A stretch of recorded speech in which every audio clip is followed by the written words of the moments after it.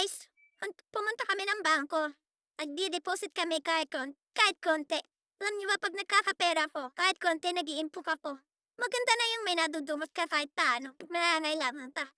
Kaya ugaliin natin mag-impok. Diba guys? Tapos, pagkagaling namin doon, nag-drive-thru kami sa McDo. Yan.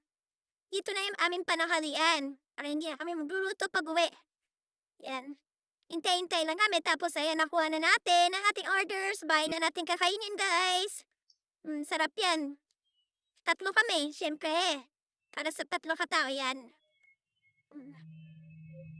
Yan na, guys. Oh. Sarap po. Ano? Tara, kain tayo, guys. Sarap yan, oh. Yan ang aming pananghalian. Hindi na ako magluluto. Bukas na ako magluluto, guys. Kasi hindi naman kami naghahaponan, eh.